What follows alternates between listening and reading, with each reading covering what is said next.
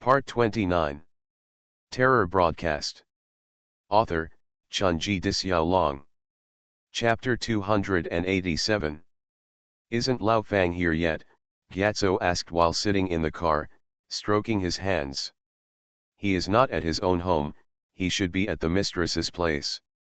When I called him before and said that I would help him install the monitoring equipment for free, he actually said at first that it could be done for 2 days. After I refused, he had to agree to wait a while. Just come back. Subai opened the bottle cap and took a sip of orange juice. It seems that he is really a little too happy to think about it. Do you think the person who designed this house was right or wrong about Lao Fang's positioning? Did Lao Fang's behavior deviate from that person's pre-planned design? Gyatso asked. At this time, the monk who had been sitting in the back with his eyes closed slightly opened his eyes and said, Amitabha, the poor monk thinks that it should be out of the original design, otherwise, we would not be implicated. The fact that he came to Subai was a cause and effect connection. The words Subai said at the dinner table seemed to be a bit unreasonable, but at least they were considered to be reasonable. Perhaps this is human nature. Because he became rich, he began to raise women outside and gave birth to illegitimate children. Therefore, he rarely returned to this family and was only slightly affected by this family. He is the connection between this family and normal society outside, which can be regarded as an unstable factor. Then why didn't that house take care of Lao Fang first? Subai asked at this time. Lao Fang should be regarded as the NPC in this game. What threatens and warns you should be the running program of this game. In fact, there is no substantial difference between the two. Therefore, it has no power or qualification to do anything to Lao Fang. Like this, but we outsiders should be within its attack range, but if we can grasp the relationship lines of these characters inside, we can completely clear our identities and enter that house. Monk speak slowly. That van should be Lao Fang's car. It's finally back. Subai turned off the engine and turned off the air conditioner in the car. Let's go, masters, go down and install the surveillance system. The monk wearing work clothes and a hat nodded to Gyatso, got out of the car, took out tools and equipment from the trunk and stood behind Subai. Hey, brother Su, I'm really sorry for keeping you waiting for so long. Lao Fang walked up to Subai and shook hands with Subai as soon as he got off the car. I'm really busy there, so I'm neglecting my brother. Subai smiled slightly. Gyatso had already investigated. Lao Fang was actually an offline worker running errands. He didn't have to do business or socialize. He only had to wait in the store for orders to come in and arrange delivery. He said how busy he was.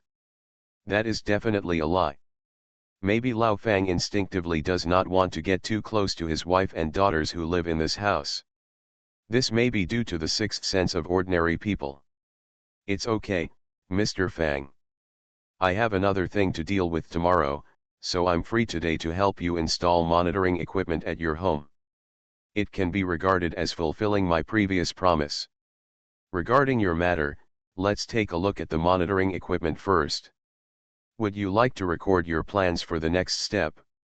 Okay, Mr. Su, what can I say after you've done this?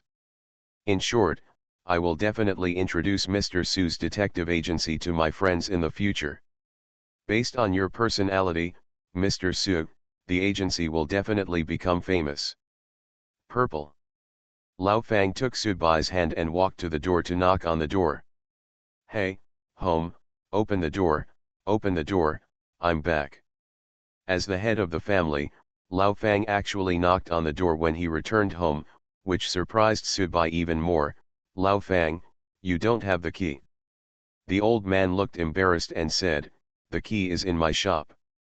Subai said without pointing out that the head of the family didn't even carry the key to his own house. It could be seen that Lao Fang ignored this family in his heart. Soon, someone in the house came out and opened the door.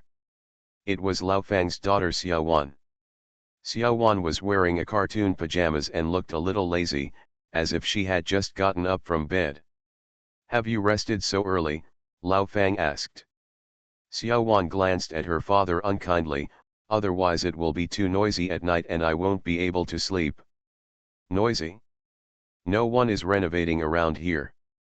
Why are you noisy? Ask your mother to come out and make some midnight snacks. Mr. Su is here to help install surveillance cameras at home. If you want to go, you can go by yourself. My mother is busy. Xiao Wan dragged her slippers and turned around to leave. You. Lao Fang was a little angry. He turned around and said to Su Bai with embarrassment, Mr. Su, don't mind. My little girl is spoiled at home and has a bit of a bad temper. All adolescent children are like this. Su Bai touched the tip of his nose. Maybe Lao Fang didn't understand, but Su Bai knew in his heart that there was definitely something in Xiaojuan's words. On nights when Lao Fang was not at home, Lao Fang's son Xiaoan and his wife would probably be there. The bed was in a state of confusion, but Lao Fang obviously didn't think of going to that end. After entering the house, Lao Fang's wife came out while arranging her hair. Why did you suddenly come back today? After asking, Lao Fang and Lao Pai looked at Su Bai and nodded, indicating that he understood. I'm going to prepare some supper, you guys are busy. Where is Xiaoan? Lao Fang cared about his son. I'm reading in the house, old Fang's wife replied.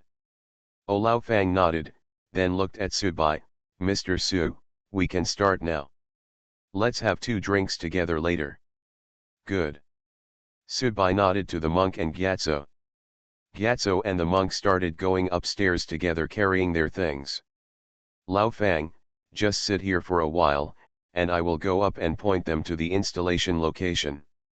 After the installation is completed, I will connect the line to a computer at your home and your mobile phone. I will take you to check it out at that time. Every camera placement. The relationship is good, then I'll take a break. Lao Fang wanted to sit on the sofa and smoke a cigarette, so he was too lazy to bother. Su Bai smiled and followed Gyatso and the monk to the 2nd floor. The 3 of them went upstairs together. The upstairs is full of guest rooms. The master bedroom of Lao Fang and his wife and the bedrooms of Lao Fang's children are on the 1st floor. The 2nd floor is basically vacant, but it is still clean. Someone should be cleaning it frequently. It feels a bit eerie as soon as I come up, Su Bai said. Have you forgotten how many people live in this home? Gyatso said meaningfully. Obviously, he meant that not only people lived in this home, but also several ghosts lived in it. There were still a lot of people living in this home.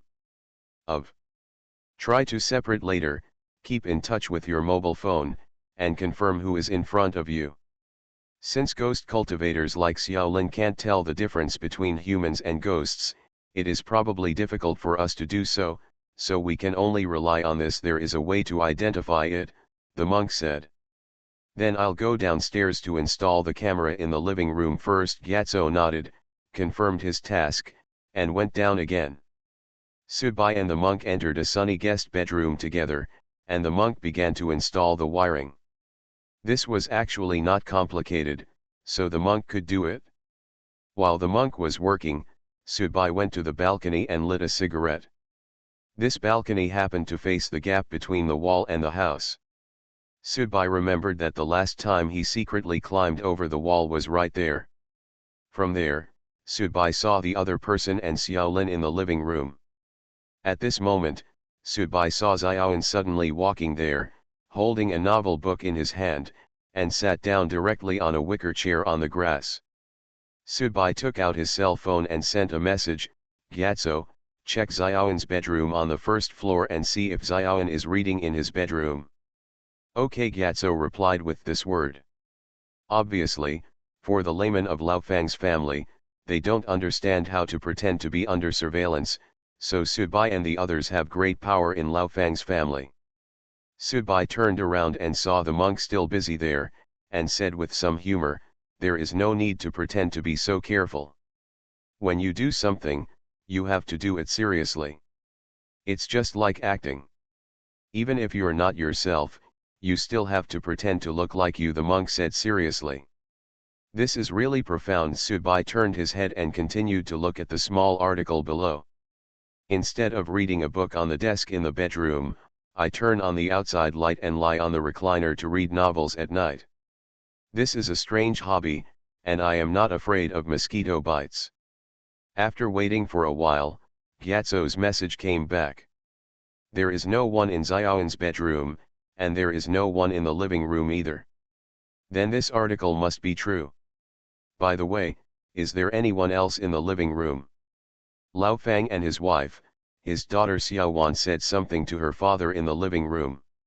She was probably planning to ask her father for money to buy clothes. She just showed her father's face, but when she asked for money, she became a good girl again. Gyatso's reply was very fast. Then I'll walk around on the second floor to see if I can encounter anything.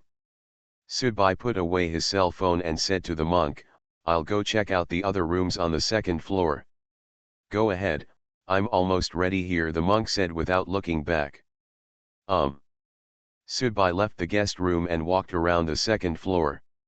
He opened the door to every room, but he didn't find anything unusual, and no one suddenly came out to meet him. It shouldn't be. How come it was so easy to meet Xiaolin last time, but he never met him this time? Subai, who found nothing, had to go back to the original guest room. The monk had almost installed the surveillance system and was debugging it. Did you find anything? The monk asked. Not yet. It's strange. It's surprisingly calm. As Subai spoke, he turned his back to the monk and walked to one side of the wall. There was a replica of the sunflower painting hanging on the wall. It was quite detailed, but Subai didn't like to put oil paintings in the bedroom. This would give him a very strange feeling. At this time, the phone rang again. Subai looked at the phone. Subai, just now Xiaowan said she was going to get something from the second floor. Pay attention and see if she comes up. Subai's back suddenly felt cold. Because the sender of this discussion group message. Yes. Monk. Isn't he just debugging and monitoring behind himself? Why does he still send himself a discussion group? Terror broadcast. Author, Chunji Dixiaolong. Chapter 288. When you do something, you have to do it seriously. It's just like acting. Even if you're not yourself, you have to pretend to look like you. Subai's mind suddenly rang with the words he had said to himself while pretending to be under surveillance. Now that he recalled it, these words were full of profound meaning. Suddenly, Subai suddenly realized that he had actually underestimated this house. In fact, Xiaolin had only understood the tip of the iceberg of the secrets and horrors of this house. Turning around, Subai saw the monk who had adjusted the surveillance system turning to look at him. Done, Subai asked. But, it's done. Subai smiled and picked up the phone. I've been tricked. Huh, the monk looked confused. You suddenly appeared on the phone and sent a message in the discussion group, saying that Xiaowan had gone upstairs and asked me to go take a look. That's not a message sent by a poor monk. But it appeared on my phone. Subai shook his head. I can only say that I was tricked. I don't know whether the person in front of me is a monk or a ghost, or what I see now. Does the information on my mobile phone really exist, or is it a conspiracy? Then what should we do next? The monk still looked very calm. I don't know, so I plan to do nothing. Subai turned around and continued to look at the sunflower. Since there is such a real and fake drama, it is very likely that this house, if it has a guilty conscience, it can attack us in a more direct way. There is no need to be so truthful and false. Of course, it is also possible that this is just a bad taste of this house. Same as a horror broadcast. Yes, it's just like a horror broadcast. Subai reached out and touched the painting, feeling the mottled and rough touch, but this is also a very scary thing, because I don't know if you are real. I don't know if Gyatso who just sent me a message is real. I don't know if the Lao Fang family I saw when I walked down is real. I don't know if Gyatso or you who greeted me is real. Maybe, from the moment we were let in by Lao Fang, the trusting relationship between us was actually gone. Subai took off the painting and continued, this is the most terrifying place. That's true. No one can believe it, the monk nodded, even myself can't believe it, because if I am a fake myself but I always think that I am real, what should I do? This probably shouldn't exist, because if this house has the ability to simulate a me that is exactly like me, and can even imitate my enhancements and strength, then it is definitely not something that a listener can do. The only thing that can do this is the horror broadcast itself, and this is the real world, not the story world, so this situation cannot exist. But he doesn't need to be so troublesome at all. He only needs to paralyze your vision, your hearing, and your various sensory systems. If you crush an ant to death, it will make you feel like crushing a planet. This is completely solved the problem you mentioned before. After listening to the monk's words, Subai thought thoughtfully, and then admitted, you are right, this house is a space of deception. Others can deceive themselves, and they can also deceive themselves. It is really interesting. Yes, it's very interesting. The monk turned around and said, I'll go downstairs to have a look, will you come with me? No. Good. The monk left the room and went out. Subai silently sat down by the bed and slowly turned the sunflower painting over. On the back of the frame, there was a nail mark, which was very deep. I sent so many messages in the discussion group, why didn't they reply to any of them? Didn't we agree that the situation inside will be broadcast live in real time? The fat man took the phone in his palm and patted it, his face became increasingly gloomy. There must be something wrong, Xiaolin said, for this house, it is not difficult to isolate the signal. It should be more than that simple. The fat man shook his head, it's better to help them come out first.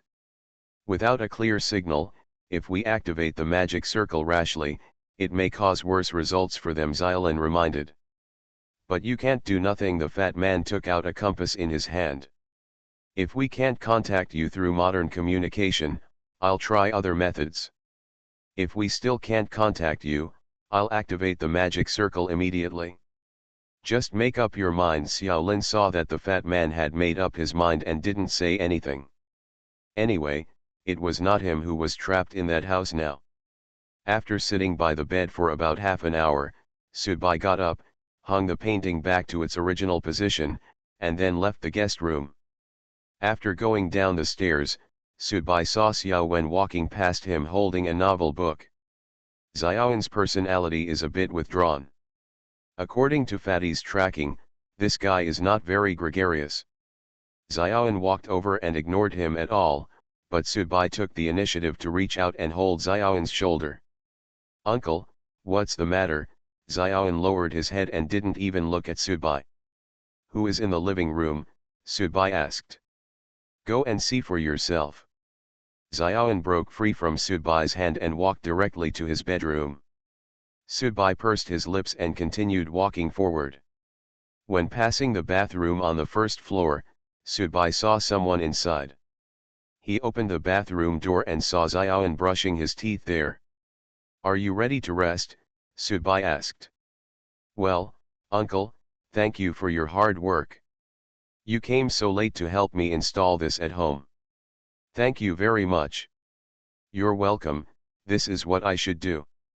No, my dad said you didn't ask for money, Xiaowen emphasized. Okay, uncle, you can use the bathroom. I'm going to rest. Good night. Good night. Subai stood at the sink and rinsed his face with cold water without using a towel to wipe it. When he pushed the sliding door of the bathroom and was about to go out, the sliding door was pushed open. Xiaowen stood in front of Subai. With sleepy eyes and a book in his hand, he was a little surprised to see Subai in the bathroom. Uncle, have you finished using it? It's done, you can go. Subai nodded to Xiaowen and walked out of the bathroom. Immediately, at the corner in front, which was the bedroom of the prison couple, Subai saw Xiaowen walking out, holding a express box in his hand. Subai knew that express box, and it was supposed to be placed in the master bedroom of the old couple. The things in the cabinet are used by Xiaoyan and his mother. Tonight, Lao Fang should have suddenly come back, so to be on the safe side, he decided to hide this thing in his house first. Holding a box of adult products in his hand, Xiao Wen came out of his parents' bedroom and was caught by Subai. Xiao Wen was obviously at a loss. Fortunately, he looked at the thing in his hand and saw that it was a courier box. Subai didn't know what was inside, so he just walked past Subai with a sullen face. Subai turned sideways and looked at Xiaoyan. "What's in the box?" "It's none of your business," Xiao Wen replied impatiently. "I'm a private detective. It's easy to find out what I want to know," Subai reminded. "You are very annoying," Xiaoyan replied. "Oh, then I'm going to find your dad." "Your dad should be interested in knowing what his son is holding now," Subai threatened. Xiao Wen suddenly panicked, his body began to tremble, and he looked at Subai with a hint of fear and fear. "What on earth are you going to do?" "It's none of your business." "Why do you think your dad asked me to come to your house to install surveillance?" Subai pretended to be serious. "Is it really because of those pranks that suddenly appeared? Although your dad doesn't come home often, things at home are, it's not like he doesn't know anything. I can give you money, but don't tell my dad, please." Tears began to appear in Xiaoyan's eyes. He was a fragile boy, very fragile, so he lacked maternal love. "You go back to the bedroom first, and I'll talk to you about money later." "I'll wait for you." Xiaoyan glanced at Subai, then looked in the direction of the living room, and immediately returned to his bedroom holding the things in his hands. Subai crossed his arms. "It's really interesting. It feels like reading a comic book." When we got to the living room, Lao Fang was sitting there smoking, while Gyatso and the monk were installing surveillance cameras in the living room. "Xiao Wen, go to the kitchen and help your mother. Don't just sit there stupidly reading all day long and think of yourself as a nerd. Have you ever said that about a child?" Lao Fang's wife, wearing an apron, came out of the kitchen and complained to Lao Fang. "Are you still talking about me? Your children have been spoiled by you. I really don't know how you educate your children at home. These two children have no rules at all now. They don't even call me daddy when they see me. You have no conscience. Ask yourself, who is responsible for this? Let me tell you, your son and daughter see what you do, they are not blind." "Hey, you stinky old bitch took the wrong medicine today." Lao Fang stood up and raised his hand, apparently planning to hit his wife Zhenfu Gang. At this time, the monk on one side immediately stretched out his hand to stop Lao Fang. "Mr. Fang, we outsiders are still here. The monitoring has been installed and was successfully debugged on your mobile phone just now." Only then did Lao Fang realize that family scandals should not be made public and immediately restrained himself. "Have you pretended yet?" "Well, it's all installed," Gyatso said. "Honey, are the supper ready? Please treat the masters to a supper." "No more food, we are in a hurry to go home," the monk said. "Really don't want to eat?" "I really don't want to eat anymore." "That's it, I'll send the masters out." As soon as Lao Fang finished speaking, suddenly there was a thunder outside, the lights in the living room jumped a few times, and the lightning reflected the faces of everyone in the living room. Pale and pale. You are listening to Novels at Bless Up channel. Wish you happiness and luck. Please subscribe to receive new novels. How do you feel about this novel? Please like and leave a comment. Terror Broadcast.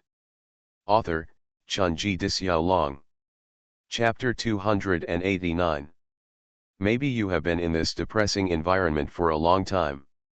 The silent depression, the invisible depression, even if there is no obvious life and death crisis, is tightening your nerves all the time, leaving you unable to relax and have no chance to go. Relaxation is like a master of carving art, carving your heart bit by bit, making you sensitive and fragile. In the end, the rational defense line is likely to collapse. At the moment of lightning, everyone's face turned pale. This is a natural phenomenon. It is like a person holding a flashlight and shining his own face from bottom to top in the dark night. The scene must be very scary. However, just at that moment, Subai's consciousness almost thought that there were ghosts around him, and his body's instinctive emergency response was about to show up, but he still stopped it, and cold sweat kept flowing on his body. Subai has been thinking about a question, that is, can he use brute force to destroy this house, such as switching to his zombie state, directly pushing down the walls, destroying the beams, smashing the windows, and letting everything go? All gone, let's see if there are still countless Xiaoan who go to the toilet, brush teeth, read a book, and get condoms in front of me. In fact, the layout of this house provides an excellent place for people and ghosts to interact with each other, because Subai also saw that people and ghosts from the same family cannot appear in the same scene. Once he blocks these, remove the blocks and blocks, completely connect the small spaces into one single space, and see what to do with all the miscellaneous things that turn around and cause mischief. However, Subai did not do that. On the one hand, even though this situation was very dangerous and strange, it was also very delicate as a piece of precious porcelain, which made Subai feel unwilling to destroy it. Bai didn't know whether it was because of his special psychological reasons or whether the monks and the others had the same idea as him. On the other hand, Subai always had a hunch that using brute force to demolish the house might open Pandora's box, because so far, this house only showed its weird side and was not offensive at all. Lao Fang's daughter and his wife's ghost went out of the house to crazily replenish their yang energy. Logically speaking, it is actually a fight that one is willing to take and one is willing to suffer. It seems that it is just teasing your nerves non-stop. Playing with you, constantly letting your emotions develop into the stage of loss of control and violence. Thus, achieving its purpose. 2 years ago, an audience member arranged this game here. Subai didn't know why he still kept it here. Did he die because of an accident? Or did you leave here like Lychee? Or maybe, you just feel bored and just ignore it. Why did it thunder suddenly? Lao Fang patted his chest with a surprised look on his face, then looked at the monk, Subai, and the others. There are vacancies upstairs. Since it suddenly started raining heavily and thundering, why don't the masters leave and stay tonight, here? Subai originally planned to refuse directly. Logically speaking, the first step of detection has ended. It cannot be called a success, but it cannot be called a failure. He has barely completed the task of exploring the path. Now it is time to retreat. There is no need to continue to stay here. God knows what will happen if you stay in this house full of people and ghosts all night. However, the monk and Gyatso agreed directly. Okay, that's disrespectful. It's really not easy to go home with such heavy rain. Thank you then, sorry for bothering you. Subai pursed his lips. He didn't know whether the monk and Gyatso in front of him were real or fake. If they were real, they might have discovered something else, but they didn't know whether they were real or fake, so they didn't communicate with Subai. If it is fake, then the purpose is very clear, through the two ghosts agreeing and then prompting myself to agree to stay the night. I'm sorry, Mr. Fang.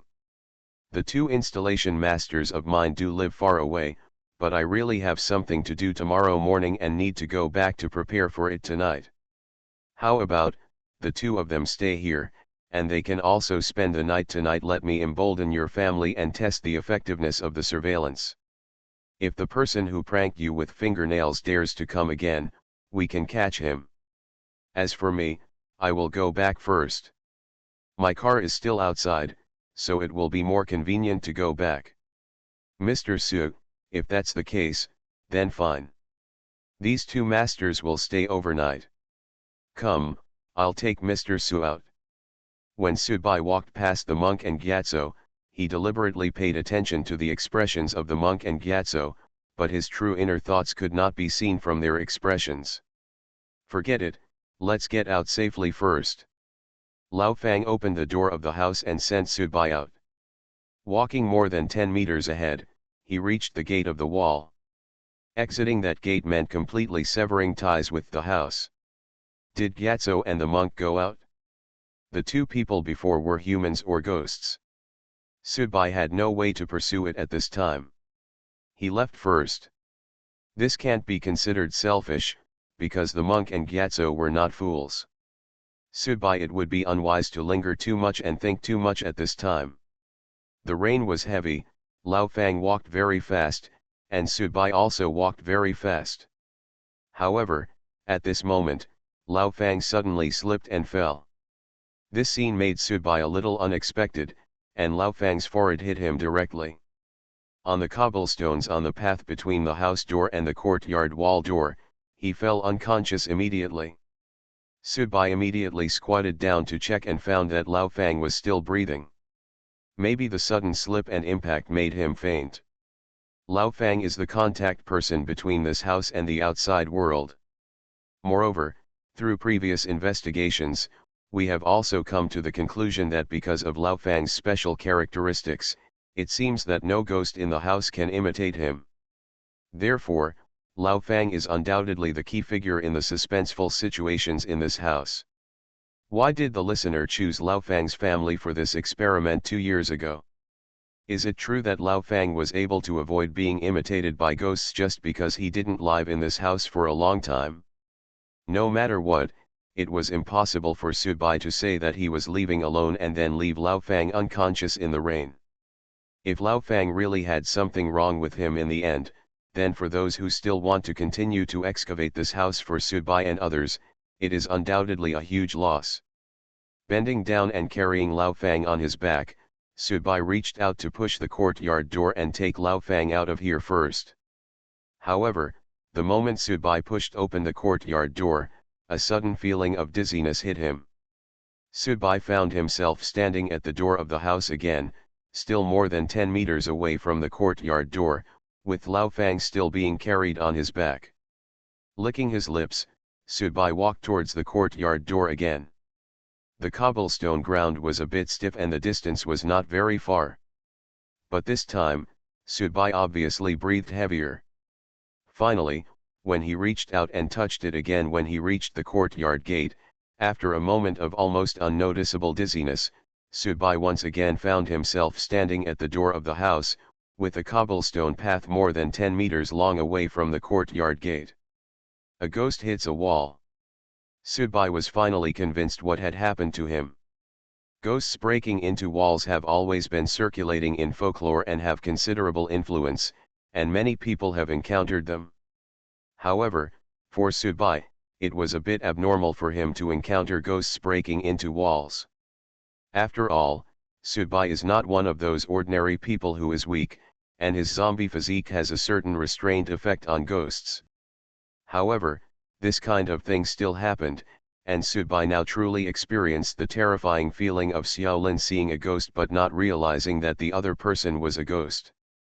At this time, Lao Fang, who was unconscious on Subai's body, suddenly woke up and said with some surprise, "Mr. Su, what's wrong with me?" "Lao Fang, you just fell and fainted. I plan to take you to the hospital." "Oh, what hospital are you going to?" "My head hurts a little, but it's not a big deal." Who hasn't stumbled a few times in their life? "Mr. Su, just help me, take me home and let me lie down for a while." Subai clenched and unclenched his fists, turned around, and faced the door. He had just come out of here, was he going in again? Suddenly, a feeling of hostility took hold in Subai's mind. This hostility was not imposed on Subai by others, but came from Subai's heart, because it was already obvious that this house did not want to be destroyed. "I leave by myself, but hope that I can go back inside again." The advanced ghosts hit the wall. The monk and Gyatso, who didn't know whether they were human beings or ghosts, suddenly heard a thunderstorm. "If you want me to go back so much, then Just when the impulse in Sudbai's heart was about to be released and he was about to lift the table again, a thin sound suddenly came into Sudbai's ears. This sound was very subtle and undetectable, but it was real. Sudbai suddenly fell into a trance, catching it, pursuing it, looking for it. Slowly, Sudbai found that everything in front of him was distorted, as if his vision, hearing, smell, touch, etc. it was all torn apart at this moment. It was just a layer of disguise, that was a layer of skin. Something put a layer of skin on all of my senses, completely misleading all of my perceptions. Heavenly Lord obeys the order, Lejun is here, the soul has returned, the soul has returned. The voice became clearer and clearer. It was the voice of the fat man. Sudbai took a deep breath and shook his head violently. When he opened his eyes again, he found that he was standing in front of the courtyard gate, and Lao Fang was standing next to Sudbai. Mr. Su, did you forget to take something? Lao Fang obviously felt that Sudbai had been standing in front of the door thinking for a little too long. No, no. Sudbai stretched out his hand, pushed open the courtyard door, and walked out. Then, the courtyard door was closed. Standing at the door, Sudbai saw his car in front of him and Fatty and Xiaolin standing beside the car. Out. There is a problem with the broadband at home, which caused a delay in today's update. The next chapter should be written and uploaded before 12 o'clock. Terror Broadcast. Author, Chunji Dixiaolong. Chapter 290. Finally out, the fat man immediately ran to Sudbai and checked Sudbai up and down. What? Sudbai asked. Let's see if you are a human or a ghost, the fat man replied. You can't tell whether it's a human or a ghost, Xiaolin came over and said at this time. Go away, you bitches, Sudbai scolded these two idiots, then walked to the car, took out a bottle of mineral water from the car, opened the cap and drank it in one gulp. Only then did he calm down and asked, he said, Monk and Gyatso haven't come out yet. No, I only sensed you with my compass just now. The fat man held a compass in his hand. It was a relic of the black audience member. The fat man had exchanged it from Sudbai. They should be calmer than me. Sudbai sat in the car, took out a cigarette, lit it, and took a heavy drag. I almost couldn't help but demolish the house. I almost couldn't help but want to activate the formation, Fatty responded, but when I was about to activate the formation, I found something wrong. Where? Sudbai asked curiously. He also wanted to know what the effect would be if he used force just now. Excited, Fatty spit out these two words. Got, Sudbai was a little confused. When I was about to activate the formation to forcefully lead you out, I felt a sense of excitement. That excitement came from this house, the fat man said seriously. This house, obviously I have been waiting for this moment for too long, so when I sensed that my formation was about to open, I couldn't restrain my emotions and showed them a little, and I noticed it. This is the formation master's sixth sense. Trust me, it's true. Of. Excited, Sudbai shook the cigarette ashes. If you are not crazy, it means this house, you are actually welcome to use the formation to forcefully break it open. Yes, that's what it means. Then I was so scared that I quickly stopped the formation and continued to use the compass to try to find your breath. Where were you just now? I couldn't sense you before, but suddenly I was able to sense you. A faint hint of feeling. I just. Sudbai pondered for a moment. I just left the house and was in the yard. That means that the wall is a large circle, and the house is a small circle. The isolation effect in the small circle is very strong, and the isolation effect in the middle area between the large circle and the small circle is worse, Fatty analyzed. We still can't sense the monk and Gyatso, but they are still causing mischief in the house. After the fat man said this, he frowned and said, damn, he can really do tricks. Obviously, the fat man thought of Lao Fang's wife and daughter.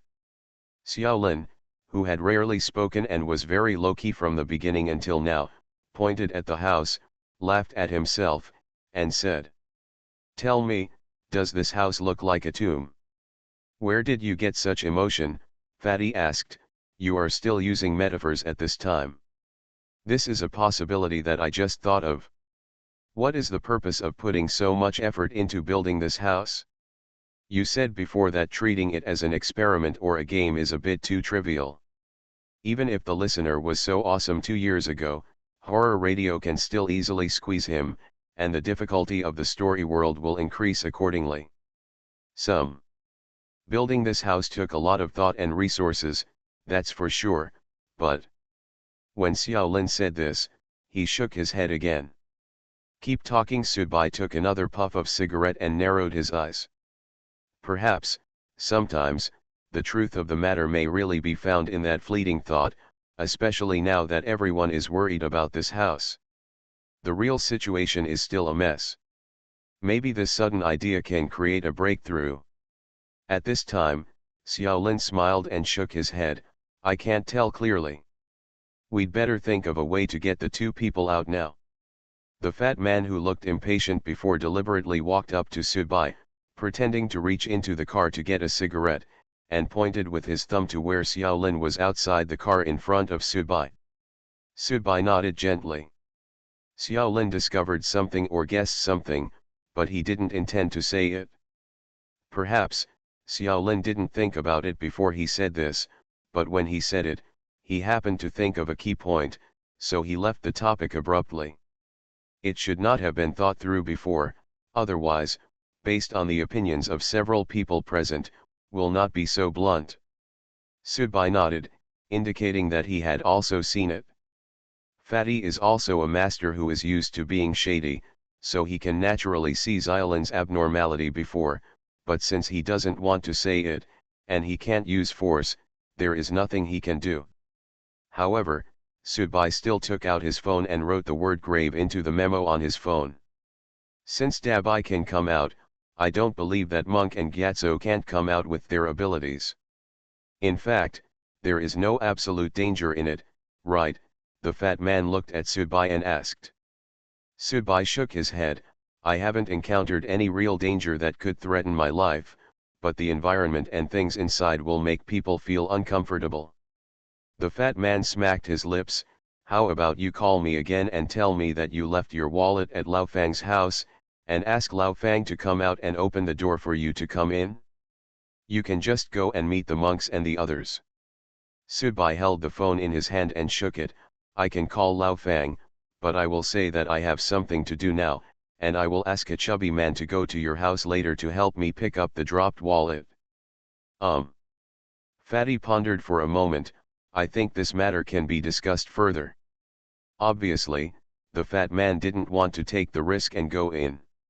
He saw Subai coming out in a daze. People with a psychotic personality like Subai could be made like this, so he didn't want to go in and suffer. Xiaolin also got into the car at this time, took out his headphones, put them on and started listening to music. He was able to sit still and firmly. At the same time, Subai saw an energy wave appearing in Xiaolin's clothes. Subai and Fatty looked at each other. Fatty took out his mobile phone and sent Subai a message. This guy knew what he just said, so he activated his defensive weapon to prevent us from attacking him. Subai smiled. Xiaolin was actually a little too cautious. After all, the cost of attacking someone who had no absolute causal relationship with him was too high. Neither Fatty nor Subai would be willing to do that. The two of them together, it is not difficult to work together to subdue Xiaolin, who was already injured by Ji Xiang, but if it is just for the safety of Gyatso and the monk. Ahem, neither Fatty nor Subai seems to be so willing. After all, they are not lively Lei Feng, nor do they have such noble sentiments. I'm hungry. I'll see if there's any takeout nearby. I'll order one. The fat man also got into the car. There are 3 grown men sitting in the car, which is a bit embarrassing, because none of them know what they are going to do if they continue to stay here, but it seems that it is not very appropriate to drive away like this. Perhaps, they can only expect someone. At this time, the monk and Gyatso were able to come out on their own. It was late at night, and the guest room seemed particularly deserted because it had not been occupied for a long time. This had nothing to do with the thickness of the quilt, or whether the air conditioner was turned on in the room. The monk and Gyatso slept in the same bed. After all, no matter how polite Lao Fang was, he would not allow two decorators to share a room. The two of them, both monks, were relatively quiet. After washing, they just lay on the bed. No one played with their mobile phones, listened to music, or chatted. They just rested. After sleeping for about 3 hours, the monk sat up first, got out of bed, and walked out of the bedroom. Gyatso immediately sat up, got out of bed, and walked out of the bedroom. The guest rooms are all on the second floor, and Lao Fang and his family live on the first floor. Apparently Lao Fang is also planning to stay at home tonight. After all, there is a thunderstorm outside, but in fact, Subai and the other two people outside did not see any raindrops at all. Here, you can see lightning and thunder outside the window from time to time. Most of the lights were turned off, so every time lightning appeared, a pale light flashed through the house. Coupled with the rapid sound of raindrops outside, it always gave people an eerie feeling. The monk slowly walked down the stairs. He walked very slowly, as if he was afraid of disturbing anyone. When he reached the first floor, he saw that the light in the bathroom on the first floor was still on, and there was obviously someone inside. Walk over and knock on the door gently. The bathroom door was opened from the inside, and Lao Fang's wife was inside. "Master, there is a bathroom on the second floor," old Fang's wife said. "I didn't find it," the monk said. Lao Fang's wife is now wearing pajamas, exposing a large area of skin, but she is not using the bathroom, but flushing the toilet. "Is the toilet clogged?" the monk asked. "Yes, it's very troublesome. I'm unclogging the toilet," Lao Fang's wife complained. "Why don't you ask Lao Fang to get up?" Lao Fang slept soundly, unshakable, and he never cared about the affairs of his family. In his eyes, this home was just an inn. If it hadn't been for the sudden appearance of so many nails of unknown origin at home, he would not have done anything at all. Return. Obviously, Lao Fang's wife is really very resentful towards Lao Fang. "I'll do it," the monk said. "You men are very strong." "Okay, excuse me, master." Old Fang's wife stepped back and handed the wire in her hand to the monk. The monk took a wire and pushed it into the toilet. There was something blocked inside, but he couldn't get it out. "Master, this toilet can be moved." "I think there is something blocked in the sewer pipe," Lao Fang's wife reminded. The monk nodded and reached out to grab the toilet. The toilet was moved away easily. This was very strange. Most toilets in other homes are fixed, but here, it was obviously not the case. There was a sewer pipe under the toilet. The monk continued to use the wire to dig out. As he dug out, streams of yellow water began to come out. Not smelly. This is not a mixture of shit and urine. The monk squatted down, rubbed a little with his finger, then put it in his mouth and sucked it. "Master, you are dirty," Lao Fang's wife reminded him, standing behind the monk. The monk shook his head. "Yellow spring water is not dirty." Terror broadcast. Author, Chunji Disyao. Chapter 291. Gyatso got up together with the monk, and he also went downstairs. However, he did not turn to the left like the monk. The monk went to the toilet, while Gyatso turned right and went to the deepest place. The innermost part of the first floor is Xiaoan's room. At this time, the lamp is still on in Xiaoan's room. Xiaoan is wearing pajamas, sitting at the desk and reading a book. Xiaoan is not a child who loves to study. This can be concluded from Fatty's investigation. On the one hand, Xiaoan is basically in the classroom when he is in school, and he is not playful or noisy, but he actually spends most of his time working as a foreigner. Fatty checked and found that Xiaoan's grades can only be regarded as the bottom in the class. He belongs to the type of student who looks like he is studying hard, but his mind is not on it at all, but he likes reading very much, especially in this house. Xiaoan always walks with a book in his hand. The book and him were almost inseparable. Gyatso stood outside the door. The door was not closed, leaving a gap. Dong dong dong. Gyatso gently knocked on the door. Xiaoan raised his head somewhat unexpectedly and saw Gyatso pushing in the door. "Uncle, what's the matter? What are you reading?" Gyatso asked, as if he had forgotten that he was just an overnight worker. "Guess." Xiaoan smiled and turned the cover of the book toward Gyatso, History of Chinese Tombs. "Do you like reading this kind of book?" After Gyatso came in, he just stood by the door and didn't go too far inside. "Yeah, I like it." "Uncle, what about you?" Xiaoan closed the book and put it on the desk. "What is more common in my place is the sky burial platform. The corpse of the deceased will be pecked by the eagles in the sky, so as to gain the greatest blessing and piety from his own body.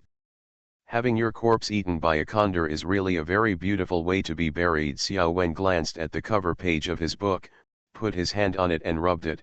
"If people here can do the same, enough. Every place has its own customs, and people in every place have different views on death. There is no right or wrong, no advantages or disadvantages, only suitability. In fact, when a person dies, he is dead, and what happens after death is specific. How to operate it is just a tossing method," Gyatso said. "But, uncle, what if the person who was thought to be dead turns out not to be dead?" Xiaoan suddenly asked Gyatso this question, and then he stood up and came to his bedside. "Want to rest?" "No, it's still early." "It's still early." "Uncle, you should know, it's really early." Xiaoan pointed out the window. "For today's young people, nightlife has just begun." As he spoke, Xiaoan bent down, lay on the ground, and reached out to grab something under the bed. "What are you looking for?" "I bought the game console secretly, and my mother didn't know it. I didn't dare to play it during the day for fear of being found out, so I dared to take it out at night to play." "What games do you like to play?" "Tomb Raider." Xiaoan said, "I am very interested in everything about tombs." Gyatso saw Xiaoan lying there and digging for a long time, and asked, "Can't you get it?" "Well, I hid you too far last time. Let me help you." "Okay, thank you, uncle." Xiaoan stepped aside. Gyatso knelt down and reached under the bed. Soon, Gyatso took out a person's skull. "This is not a game console," Xiao Wen said. Gyatso nodded, put the skull aside, and continued to look for the game console. Pelvic bones, leg bones, skulls and many other bones of the dead were taken out one by Gyatso. Every time a human bone was taken out, Xiao Wen said seriously that this was not a game console, and Gyatso was very serious again. "Keep digging." Slowly, Gyatso took out a small mountain of bones from under the bed, occupying half of the bedroom, but the bones under the bed seemed endless. Xiaoan continued to say seriously beside him, "This is not a game console." Subai has always been very uninterested in food such as hamburgers and fried chicken. On the one hand, it is because these foods come from quick cooking and there is not much sincerity in the food. On the other hand, it may also be because his mother was not interested in this kind of food when he was a child. Of contempt. In that era when going to KFC was still a luxury, my mother was not interested in these foreign fast food. This also affected Subai, who was still young at that time, even though Subai felt that the taste of hamburgers and fried chicken were not the same at that time. "It's not that bad, but due to the influence of my mother, I feel that fried chicken and hamburgers are not so friendly." The fat man has a special liking for these foods. He ate a grilled chicken, 2 chicken rolls, 2 burgers, 3 chicken popcorn and 2 French fries by himself. He is still eating egg tarts and chicken wings. He has a good appetite. Xiaolin also ate a lot, and Subai was the only one who held the hamburger for a long time and only ate a few bites. After finishing eating, the fat man packed up the garbage in a big plastic bag and threw it outside the car. He sat on the seat and patted his belly with satisfaction. Ah, it's comfortable. I didn't know if Gyatso and the monk had anything to eat inside, so I just deliberately ate a little more and ate for them, the fat man said sadly. I believe it, Subai said. Hey, it's almost dawn, the fat man looked at the sky. Do you think they can come out after dawn? Subai shook his head. I don't know. The fat man sighed, but you are the one who brought us here after all. You have to do something, Subai, otherwise you won't be able to get anyone involved next time something happens. It's as if this time you rushed over to rescue me because I was being hunted and I got a call. Subai laughed at himself. Fat man, you should know in your heart that I can walk out safe and sound, and those two guys, it is also the strengthening of professional counterparts, and the mentality is at the level of an old fox. Do you think that when I could come out at that time, they couldn't come out? The fat man shook his head. Damn, I don't want to think about that. Actually, I'm not very worried. You can come out now, let alone them. They can come out on their own without me even having to pick you up. I didn't want to think about what the two of them found inside and wanted to eat alone. As a result, I could only eat fast food outside the door. I felt too unbalanced. Is it so delicious to eat alone? Xiaolin suddenly interjected at this time. It's not that easy. You bastard, what do you know that you can tell me now? Do you have to hide it? The fat man spread his hands. Don't be too greedy, okay? I don't know anything. Xiaolin looked at the fat man with a mean smile. Subai ignored the quarrel between Fatty and Xiaolin and stretched his hand out the window. Dew was already hanging on the reflector. It was almost dawn. At this moment, Subai suddenly saw the door open. Fatty and Xiaolin immediately turned their attention. You said Cao and Cao are back, the fat man scratched his hair. Soon, a man walked out. He was wearing a coat and it was Lao Fang. Lao Fang stood at the door of his house and spat, then stretched, then took out his car keys and got into the van he parked at the door last night. The car quickly started and drove towards the intersection. The fat man looked at Subai. Should we go with Lao Fang or stay here and wait? You can chase them if you want. I still want to continue waiting here. After all, you were right before. No matter what, I called the monk and Gyatso here, so I have to do my best. Subai took the initiative to get out of the car as he spoke. The fat man looked at Xiaolin. What about you? What's the use of staying here? Let's follow Lao Fang first. We can actually take some time to continue Gyatso's previous investigation on Lao Fang and find out who is the person who helped Lao Fang get rich. Xiaolin suggested. Road. Okay, I will follow Lao Fang with you. Dabai, be careful here alone. By the way, here are water and snacks. You can keep them here to eat. We will drive away first. After taking the water and some food from the fat man, Subai walked to the entrance of a corner alley calmly, found a piece of cardboard to place on the ground, and sat down. Fatty and Xiaolin drove out from the intersection following Lao Fang's van. Subai lit another cigarette. He didn't smoke it, just held it in his hand, watching the cigarette curling up, his brows sometimes frowning and sometimes relaxing. Generally speaking, the location of demolition and resettlement housing is not very good, and there are no large shopping malls and crowded areas around it, so it seems a bit deserted. In addition, the big bosses who are real estate speculators are not stupid. They will always check before developing a property. Find someone to take a look at Feng Shui, because those rich people who can afford expensive houses don't have the money to hire a Feng Shui master before buying a house. The Feng Shui of this place is really not good, and the Yin channel is here. It was reduced to a resettlement housing area. Subai's cell phone rang at this time. When he took it out, he saw that it was Chu Zhao. After answering the phone, Subai heard Chu Zhao's heavy breathing with fear and uneasiness, and his mood was completely in a state of high tension. Abai, I survived, ha ha ha, I survived, many people died, really many people died. Congratulations. Subai threw away the almost burning cigarette butt. He was very worried about Chu Zhao's state. He was still so nervous every time he entered the story world, and his emotions were still a little out of control after coming out. Obviously, he had not fully adapted to the rhythm and atmosphere of the horror broadcast. Suddenly, Subai remembered something and asked immediately. By the way, I'm here at Lao Fang's house to help with the job you introduced me to before, Subai asked tentatively. Lao Fang? What the hell? I was going to introduce you to a living person, but didn't I tell you last time that I took 2 days off to recuperate at home in order to enter the story world? I just came out of the story world now. I haven't had time to do anything for you yet.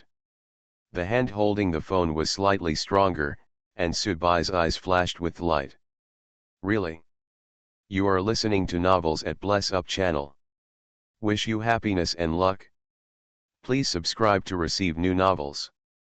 How do you feel about this novel? Please like and leave a comment. Terror Broadcast. Author, Chunji Disyao.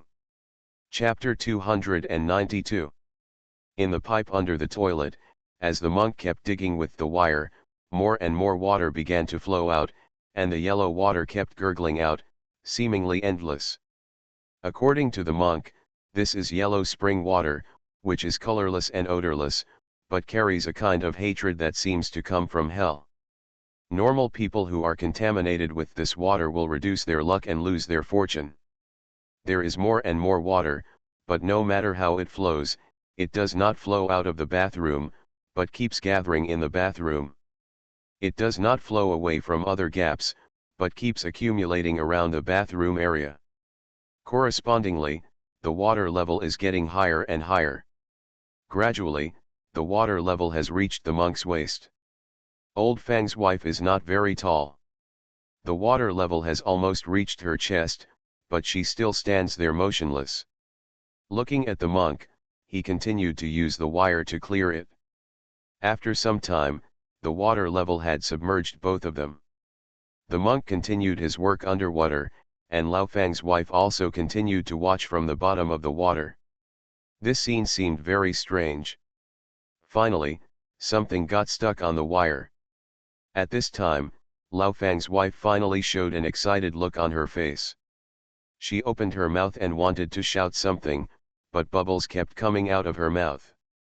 I couldn't make out what she said, but judging from her expression, I should be able to. She guessed that the monk had already caught what she wanted to catch. However, at this moment, the monk let go of his hand. The wire was still stuck in the pipe, but the monk no longer held onto it. When he was about to achieve his goal, the monk gave up. Ms. Fang immediately rushed over, grabbing the iron wire with both hands, trying to pull out the contents.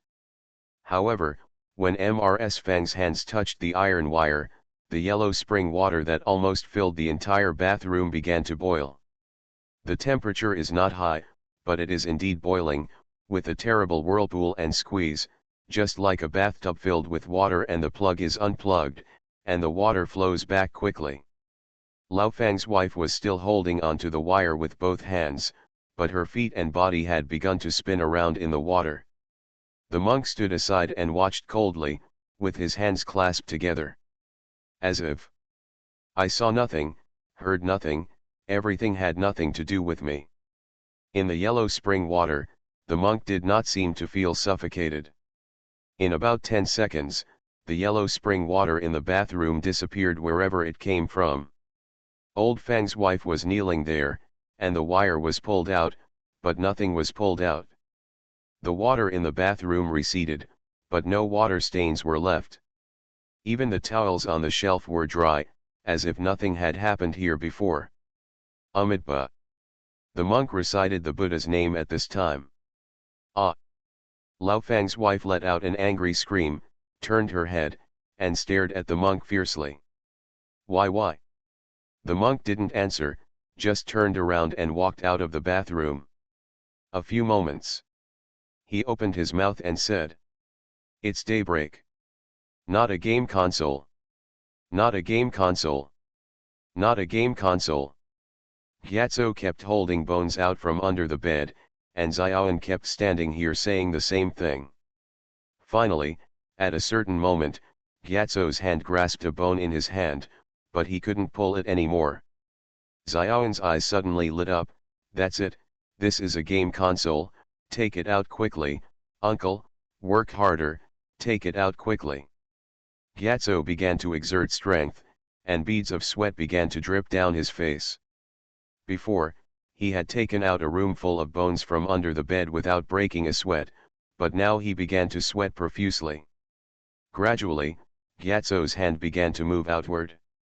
Apparently, something inside was about to be pulled out. The look of anticipation in Xiaoan's eyes became more and more intense, as if his game console was about to be taken out. Gyatso let out a muffled groan in his throat, and strengthened his strength again. Finally, the thing was almost pulled out, and part of the hand bone was already exposed outside the bed, just a little bit short. Xiaoan clenched his hands into fists with a smile on his face. However, at this moment, Gyatso's hand suddenly loosened, and he sat down on the ground. The bones in his hand lost the strength to pull them, and they were suddenly sucked into the bottom of the bed. Following that, the whole room was filled with bones. In an instant, everything turned into ashes and disappeared into thin air, leaving not even a trace of dust behind. On the floor, only the sweat that Gyatso had just dripped down was left. Plop! Xiaoan fell to his knees on the ground, with a look of disbelief on his face. Gyatso wiped his forehead with the back of his palm, feeling neither disappointed nor thankful. Obviously, everything was planned by him, whether it was reaching out before or deliberately letting go at the last moment. These were all steps Gyatso had planned in his heart. Why? Xiaoan's eyes began to shed bloody tears, and his hands kept slapping the floor. Gyatso ignored Xiaowen, who was obviously out of control. Instead, he stood up and patted his palms. There was a red mark on his palms, which was a little bruised because of pulling on the hand bone. You know, Gyatso's body is even stronger than Subai's zombie physique. After all, he is now a demon from Buddha, and his body is a demon body.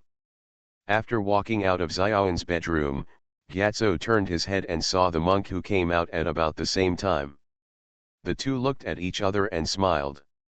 "Thank you for the reception." Gyatso waved his hand and walked towards the living room.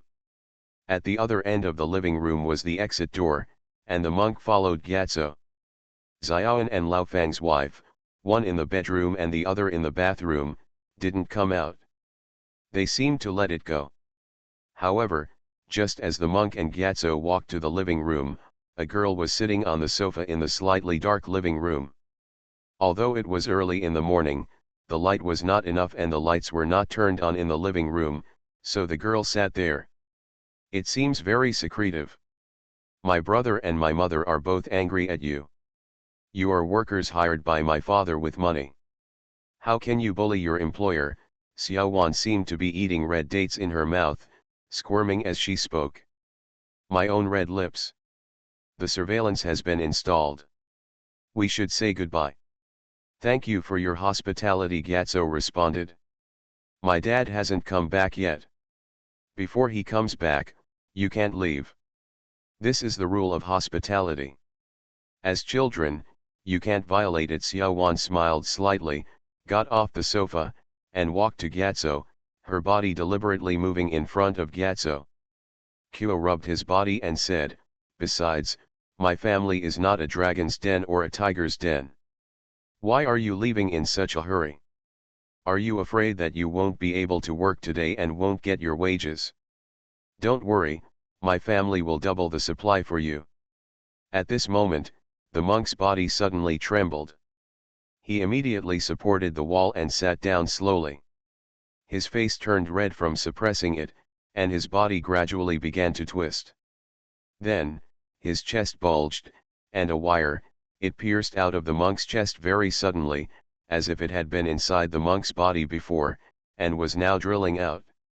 The monk's body was dripping with blood. He was not wearing a cassock, but was wearing work clothes. But at this time, the bloody work clothes seemed to cover the monk with a layer of bright red cassock. Immediately afterwards, it was Gyatso.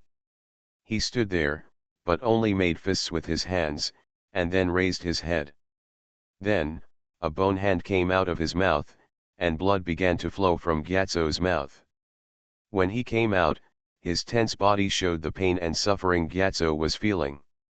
Lao Fang's wife walked into the living room from the bathroom at this time, and Xiaoan also walked into the living room from the bathroom at this time. Together with Xiaoan, the three of them stood together, and then the three of them left the living room together and walked along the stairs. The second floor was silent and like a ghost. The wire was still drilling out of the monk's body, and wounds appeared one after another. The wires were pierced out from various places in the monk's body. It looked like a numb scalp. The bone hand seemed to be constantly trying to stretch Gyatso's mouth, and something seemed to be coming out from underneath. Gyatso's body was also constantly bulging, as if it was about to be stretched apart. Soon, Xiaoan walked out of the bedroom with sleepy eyes. He was holding a novel book in his hand. Xiaoan also walked out of his bedroom. The two began to pack their things in the living room, mostly books, stationery and the like, and then Lao Fang's wife in an apron also hurried out, saying sorry to the children that their mother had overslept, and hurried to the kitchen to prepare breakfast. The family of three seemed completely invisible to Gyatso and the monk in the living room. They were minding their own business, doing the same things they repeated every day, just like a stage play came to a close and another group of people were replaced to stage another play. The monk opened his mouth and uttered two words with difficulty: grave, tomb. Gyatso had a bone hand in his mouth and could not speak, but he still knelt down and wrote the word living on the floor with his own blood with great difficulty. On one side is the warm morning of a family of three, and on the other is the painful purgatory of Gyatso and the monk. They are performed simultaneously in the same scene without disturbing each other. Subai held the mobile phone in his hand and kept shaking it, and the call with Chu Zhao ended. Obviously, someone deliberately introduced Lao Fang to his detective agency, and even pretended to be Chu Zhao to confuse him. Lao Fang, or another possibility is that Lao Fang actually came to his office on purpose. Through the ghost nails, he deliberately aroused his interest in the house, and then attracted himself to step into the office step by step. Subai didn't know the specific situation, and there seemed to be no way to find out at this stage. The best situation now is that the monk and Gyatso can come out, and the five of them can get back together and sort things out again. Now, Gyatso and the monk were in the house, while Fatty and Xiaolin went outside. He was waiting outside the house alone, and the five of them were scattered. Just then, a van drove over. Subai's pupils shrank suddenly. This is Lao Fang's van. Lao Fang got out of the car with two plastic bags in his hand, went to the door and started knocking. My dear, I saw that you were sleeping so deeply that I had the nerve to ask you to get up and cook. I went out to buy breakfast and came back. Let the children have breakfast first before going to school. Don't be late. From Subai's point of view, the two plastic bags held in Lao Fang's hand were steaming, but instead of hot steamed buns and soy milk, there were two hot and bloody ones. Head. Terror Broadcast. Author, Chunji Dixiaolong. Chapter 293. When he saw the two human heads in Lao Fang's hand, Subai's heart suddenly stopped for a moment, and his body subconsciously stood up and tensed, but Subai didn't know what he was going to do, and he didn't know what he was going to do. Knowing what he could do, he rushed forward and worked hard with Lao Fang to see if the two heads belonged to Fatty and Xiaolin. Pursing his lips, Subai had already held two Hellfire shotguns in his hands. He was actually ready to go, because Subai was standing in a corner alley opposite the door, so it was just covered. Lao Fang's sight, but if the two heads in Lao Fang's hands really belonged to Xiaolin and Fatty, how could Lao Fang, who was able to hunt these two big audiences, be blinded by such a simple visual blind spot? Blinded. Hesitation, confusion, all kinds of emotions began to roll around in Sudbai's mind. Sudbai rarely had such emotions. Generally speaking, when encountering this kind of situation, Sudbai would not be able to help it. Even if it was just to take a look at the truth, Sudbai's nerves had been experiencing subtle stimulation and stretching from the time he entered the house until Lao Fang was holding two heads. And the feeling of laziness, that kind of all-out momentum, can obviously not be released. Lao Fang's wife came out to open the door and welcomed Lao Fang in. Bang sound. The door is closed. Sudbai knelt on the ground slumped, his lips were a little chapped, and he gritted his teeth. Sudbai didn't know what to do, and it seemed that he could actually just walk away. This team was indeed organized by himself, but Sudbai also knew in his heart that the reason why these people gathered was not because of Sudbai's face and prestige, but because he had found something interesting that might also contain huge benefits. It is interests that bring these people together. At the same time, each of them has his own little calculation. Gyatso and the monk didn't come out, so there must be some intentional elements involved. Xiaolin obviously discovered something. The fat man and Xiaolin drove to follow Lao Fang again. It would be better to say that they went to exchange interests, so that the fat man could do business among the audience. With the ability to connect in series, it is not difficult to share the secret from Xiaolin's mouth at some cost. In the end, Sudbai, the only initiator, was actually the most hesitant and lonely one. Even if you can recruit so many people with one phone call, these people are completely mercenaries and only have their own interests in mind. Sudbai was not pretentious, he was also tolerant, and he had no psychological imbalance. But it was precisely because of this tolerant attitude, and precisely because of this mentality that he had accepted the situation calmly before, that even when he saw Lao Fang holding a Sudbai rushed over to the heads of Fatty and Xiaolin without any enthusiasm.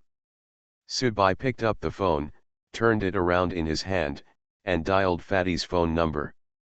By betraying my love, you bear a debt of conscience. Fatty's colorful ringtone rang. Hey, Dabai, what's going on? We just lost Lao Fang here. We're looking for him. Is the fat man okay? It was almost like a basin of cold water was poured down from the top of his head, which completely calmed Sudbai down. Lao Fang is back. I just saw him entering the house, Sudbai said. Damn, there's something wrong with this old man. His anti-tracking ability is a bit strong, and the time is a little off. From the time we lost track of him, he didn't have enough time to drive home. At this time, Xiaolin's voice came from Fatty's phone. Maybe the influence of that house has expanded. Yes, expanded. Sudbai licked his lips. He didn't stupidly tell the fat man that he saw Lao Fang holding your two heads in his hand and he didn't rush to see the situation. However, Sudbai agreed with Xiaolin's conclusion. Lao Fang's hand just now, Sudbai subconsciously thought that the head he was carrying belonged to Xiaolin and Fatty, and he almost rushed up to him. Now it seemed that Lao Fang, who was knocking on the door with his back to him, might have been carrying a sinister look at that time. Watching himself with a smile, trying to lure him to take the initiative. Damn it, is this a game? Are we all pawns in your hands? Who do you think you are? Do you think you are a horror broadcaster? When will you come back? Sudbai asked. Right away. Since he has gone back, we will be back right away, but there is nothing to do when we come back. Why don't we continue to sit in the car at the door in a daze? Sudbai lowered his head, looked at the Hellfire shotgun in his hand, smiled, and said, I'll see if I can find a construction team to illegally demolish this place. Do you want to be so extreme? A lot of people will die like this. What a huge cause and effect. You are mentally retarded. And are you rich and lawless now? He was just joking with you. Xiaolin interjected at this time. He actually wants to end it. Want it to end? The fat man was a little confused. Why does it have to end? It's not about ending. I think we can pause for a while and see the real situation with Monk and Gyatso. They haven't come out yet. Xiaolin took the call from Fatty at this time, and Fatty was obviously driving back. Young Master Su, this is not like your character. Others can do such things as retreating from difficulties, but people like me can do it. You shouldn't be able to do it. Or besides seeing Lao Fang coming back, what else did you see at the same time? I have no idea. Subai didn't answer I didn't see it, but replied I don't know. The meaning was already very clear, that is, I did see something, but I won't tell you. We are a team, you can't. At this point, Xiaolin suddenly couldn't speak anymore, because he found that he was not qualified to criticize Subai from this aspect, because he had just guessed something before but deliberately did not explain. At this time, the fat man honked the horn vigorously to urge the car in front to give way, and shouted with some emotion. When we go back later, everyone will tell us what they know and guess, and anyone who hides their secrets will be a piece of shit without eggs. If we really disagree, everyone breaks up. Since we can make money together, we will make it together. If we don't want to play, we will stop playing. We will go back to each house to find our own mothers. Okay, Xiaolin pondered for a while and agreed, I can tell you what I guessed before. Okay, Subai agreed. Actually, I do too, the fat man suddenly said softly at this time. Damn, you damn fat guy was so righteous just now. Pharmacy billion. Xiaolin's curse came from the other end of the phone. At this time, in the living room of the house, the monk's body was already riddled with holes, and iron wires had pierced his body. Even if he was as tenacious as he was, he couldn't hold on any longer, and his body was leaning against the living room. The walls were already getting a little cold. Gyatso's body was even more miserable. Several pieces of his body were burst, and his demonic body completely collapsed on the floor. The two bodies were left cold on the floor, but at the dining table in the living room, Xiaoan, Xiaowan, and Lao Fang continued to eat their breakfast as if no one was watching. What Subai saw before was Lao Fang taking two heads home, but after returning home, the heads in the plastic bag turned into soy milk and fried dough sticks buns. The family gathered together to have breakfast. It was such a warm scene. It has not appeared for a long time. Judging from their reactions, they really couldn't see the two tragically dead bodies not far away from them, because no one could turn a blind eye like this, not even an Oscar winner. At this moment, Lao Fang suddenly remembered something and asked, have the two masters not gotten up yet? People who go to work every day should not stay in bed. Apparently, the old man who doesn't go home often forgot that the two men who came to install the surveillance cameras last night did not leave because of thunderstorms. The two uncles are up. I saw them when I was brushing my teeth just now. They are in my room, Xiao Wen said. What are you doing in your room? Lao Fang asked. They said they were going to put in another line to my computer desktop. Oh, that's it? Why don't you go and call the two masters over for dinner before starting work? No matter what, when people come to your house to help with work, you can't let them have an empty stomach. You are a real mother. You have everything at home. The guests don't even know how to greet them. Xiaoan immediately got up and left the dining table to go to his room. Lao Fang's wife glared at Lao Fang and said dissatisfiedly, if you say I don't look like a mother, you don't even want to see if you look like a father. Okay, it's early in the morning, I don't want to quarrel with you. Xiaowan, eat slowly, don't be in a hurry. Don't be in a hurry when eating breakfast, Lao Fang reminded him immediately when he saw that his daughter was devouring her breakfast. Xiaowan shrugged helplessly, if we don't rush to catch the bus, We'll have to catch the next bus. I don't want to be late. Lao Fang chuckled. Maybe he was in a good mood today, and he also wanted to care for his children, which was rare, and acted like a loving father. What are you afraid of? I will finish eating with your brother later, your father. I will drive you there. Go to school. Hearing this, Xiao Wan felt happy, but she remained calm on the surface. Obviously she didn't want to show too much favor to her father, but she still subconsciously slowed down her eating. Soon, Xiaoan returned to the table and continued eating his breakfast. Gyatso and the monk also came over together. After saying good morning to Lao Fang, they also sat down to have breakfast together. Lao Fang, we just went through last night's surveillance records this morning and found some interesting things. We will retrieve them for you later. Okay, this is great, haha. Lao Fang was very happy. Gyatso held a cup of soy milk in his hand and drank it slowly. The monk tore a piece of white flour steamed bun into his mouth and chewed it slowly. The two of them seemed to be invisible. Just next to their chairs, there were two corpses of themselves. At this time, Xiaoan suddenly said, "Mom, the flowers in the living room are a little wilted." "Oh, it's okay. When Mom went shopping today, she bought some peach blossoms and planted them at home." Terror broadcast. Author, Chunji Dixiaolong. Chapter 294. The fat man drove the car back and parked it at a corner not far from Lao Fang's house. He lowered the window and waved to Subai, who got in the car. Xiaolin first shared a cigarette with each of them, then he took a heavy drag, coughed dryly, and said, "Who says it first?" "You go first," the fat man said without hesitation. "After all, your fart has been stuffed for the longest time. Let it out first, don't hold it in." Subai smiled and stretched out his hand to shake the cigarette ashes outside the window. It was autumn, even in the early morning, it was still very cool and comfortable, but the house was right in his sight, which affected some of these things. Subai felt a little eerie every time he looked at this kind of house. Xiaolin didn't refuse.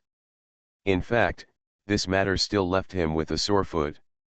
When he spoke before, he didn't think of that point, so he was actually thinking while asking, and then who knew he actually said it. Having thought about going to that place, it would be difficult to take it back now. In addition, Fatty and Subai are not the kind of characters who are easy to deal with, so Xiaolin also knows that the other party must know what he is deliberately hiding. This is also there was nothing he could do about it. The inspiration came too suddenly and was beyond Xiaolin's control. If he just thought of this while sitting in the car, smoking a cigarette and eating a hamburger, then Subai and Fatty wouldn't be able to notice it no matter how powerful they were. Actually, we may have made a wrong thinking at the beginning. Xiaolin blew out a smoke ring and then smiled self-deprecatingly, and that mistake was caused by me. Didn't I say it at the beginning? I couldn't tell whether it was a human or a ghost. Because I was the first person to enter that house with Mr. Su, and Mr. Su was not very sensitive to the existence of ghosts and gods. After all, he was not strengthened in that area, so it was natural for me to use my judgment. Carry out the following thinking and exploration for the Lord. But I always felt something was wrong, because I felt very scared and incredible. Could it be a ghost that was so alive that I couldn't even tell it apart? I am also different from Fatty Fatty. Although Fatty Fatty is more lecherous, greedy, and shameless, he follows the regular Taoist strengthening route, while I still follow the third path of strengthening. I deal with ghosts and even have a closer relationship than Fatty. The path to a well-known and upright family is much deeper. Dong dong dong. The fat man knocked on the car window and warned, "I'm telling you, just speak honestly and don't get involved in personal attacks." Xiaolin ignored Fatty's protest and continued, "So I have been struggling with this issue. It scared me at first. Damn, how scary is this ghost? I don't feel that he is a ghost at all. he is comparable to everyone. The Ghost King is in the realm of being able to stay in the mortal world and pretend to be immortal without any flaws. The thought of a bunch of houses where Ghost Kings live makes me scared.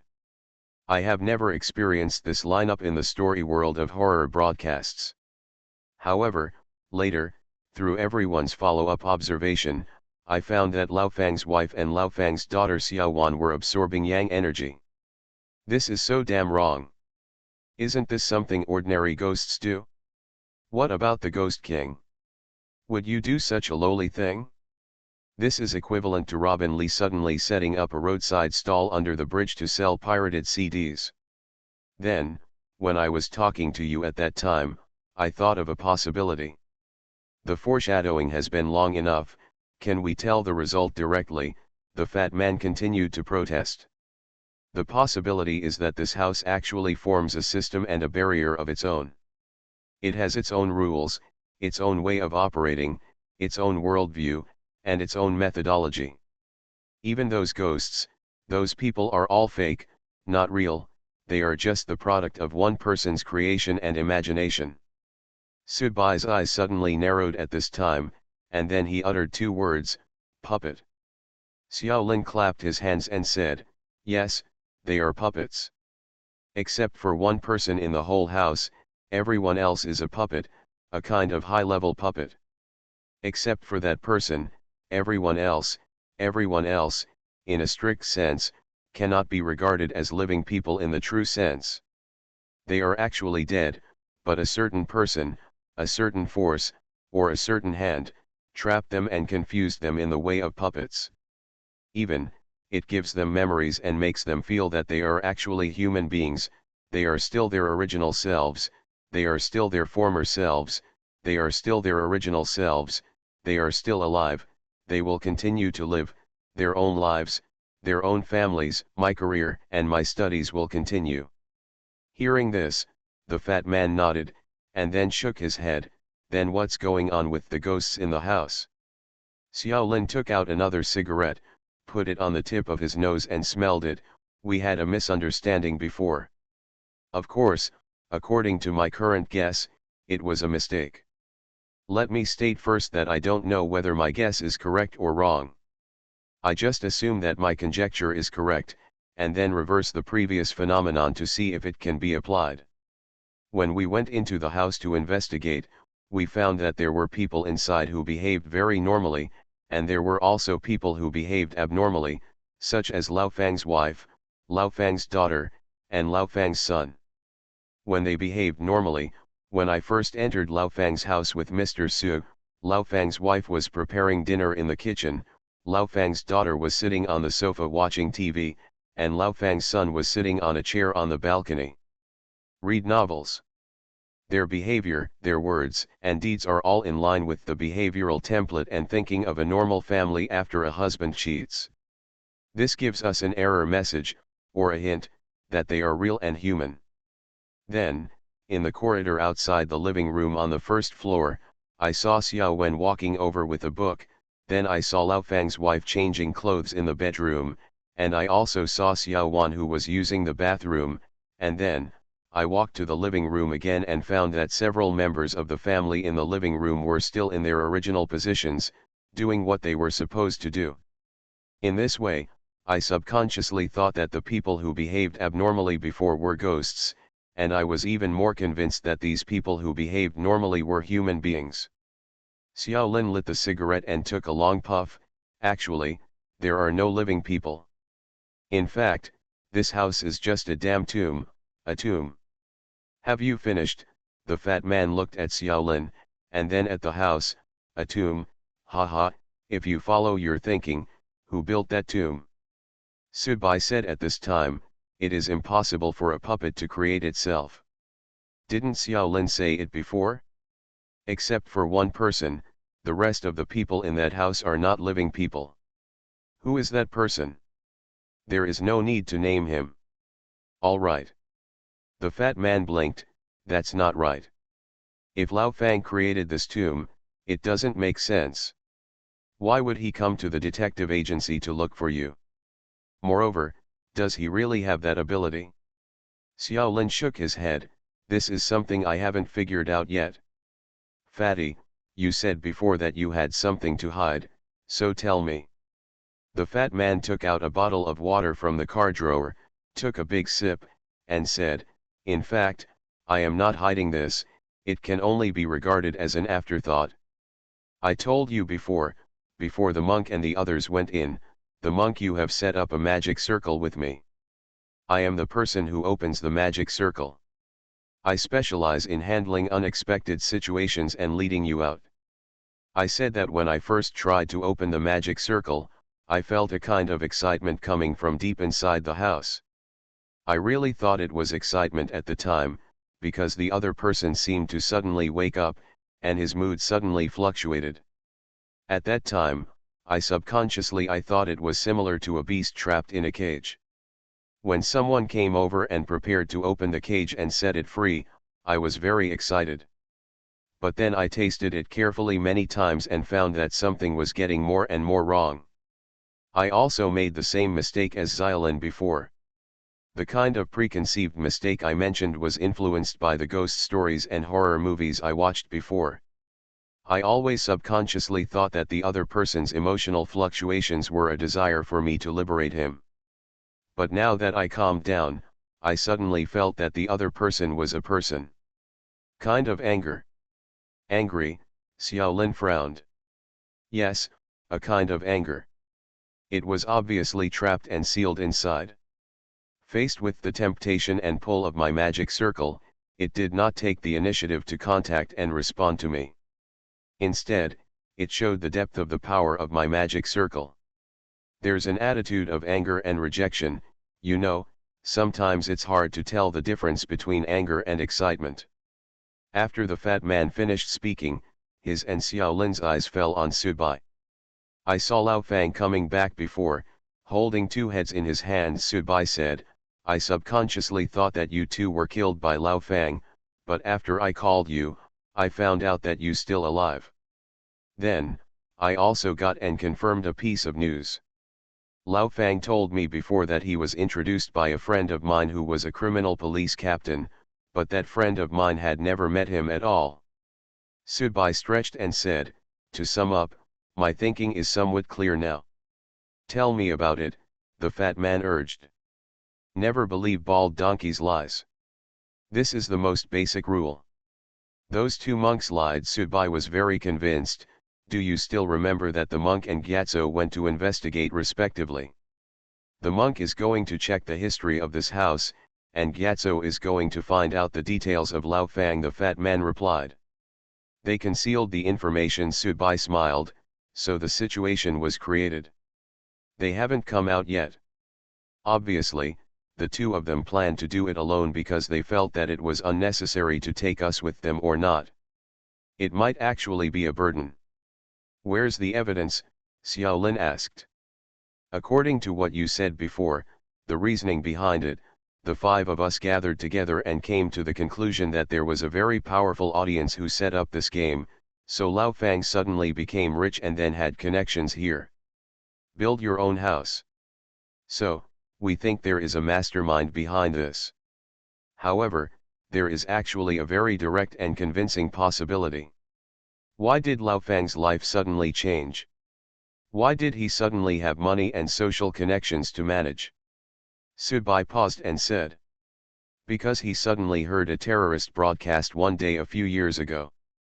You are listening to Novels at Bless Up channel. Wish you happiness and luck. Please subscribe to receive new novels. How do you feel about this novel? Please like and leave a comment. Terror Broadcast. Author, Chunji Dixiaolong. Chapter 295. After breakfast, Lao Fang apologized to Gyatso and the monk, and then drove his children to school. Lao Fang's wife was watching TV at home.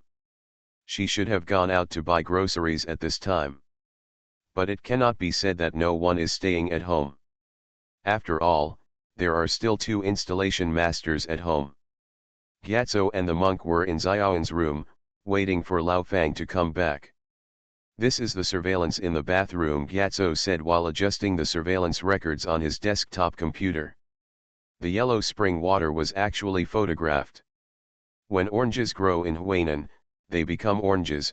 When oranges grow in northern Hubei, they become oranges. This is roughly the truth.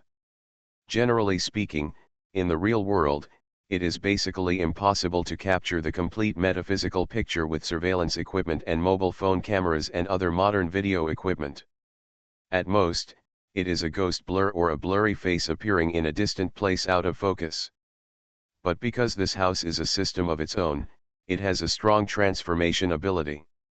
If you don't see it, our bodies should still be lying on the floor in the living room, but we can't see them now. Of course, if you want to see them, it's not difficult for us, but after finally integrating into this house, we can't separate ourselves from the system of this house just to admire our own appearance. Yellow spring water, it looks a bit like the liquid secreted by the human body, and you are still soaking in it for so long. Gyatso also had a rare sense of humor at this time, or maybe only they could understand it. Let's talk and joke with each other like this. One is an eminent monk from the Central Plains and the other is an eminent monk from Tibet.